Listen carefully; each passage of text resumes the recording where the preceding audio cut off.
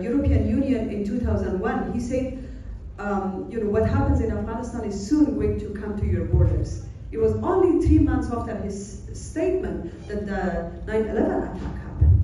We have been warning since then that it's a collective effort for all of us to stand against what's happening in Afghanistan.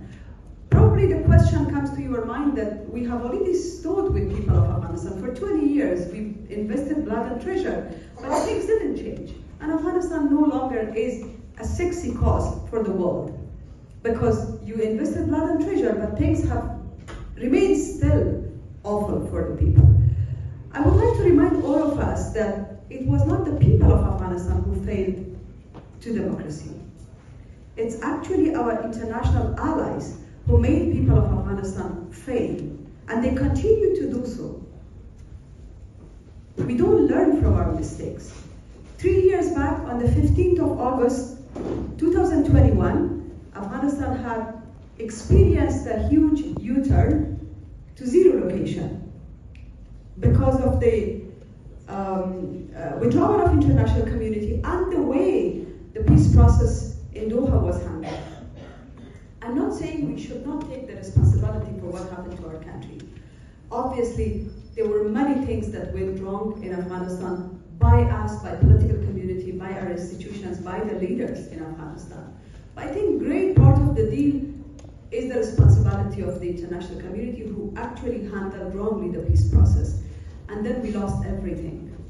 Can you imagine, in a matter of hours, people of Afghanistan did not only lose their country, their status, their rights, but their hopes and dreams for a better Afghanistan was shattered with overtaking Afghanistan or in fact, handing over Afghanistan to Taliban, because Afghanistan was not overtaken by Taliban. It was handed over to the Taliban. Remember, the people of Afghanistan are being police out for 20 years. In 20 years, Taliban were not able to control one district. But in a matter of 3 months, when the Doha deal was signed with them, excluding the Afghan government, excluding the people of Afghanistan, excluding the political and civic actors, excluding the women, as you said it did. In a matter of 3 months, district after district fall to Taliban because our army, our police lost the morale. They knew that worse out of worse is coming. So we are now in this situation where Afghanistan is the only country with worse benchmarks. And I feel embarrassed to even talk about those benchmarks, because this is my country, which I have never hoped to talk about these zero location after for 20 years that I have taken so many of those rights for granted.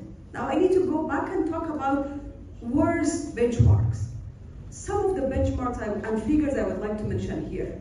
For you, maybe these are just figures, but for us, these are human beings with beautiful aspirations for themselves, for their country, that no longer can fulfill those aspirations. Out of 11 million children that were in school on the 14th of August, today, no girls beyond grade 6 can go to school and university. The impact of depriving women from education is not only a fundamental, depriving a gender from their fundamental rights, but the impact is on security, on economy, and on social fabric of not only Afghanistan, but the whole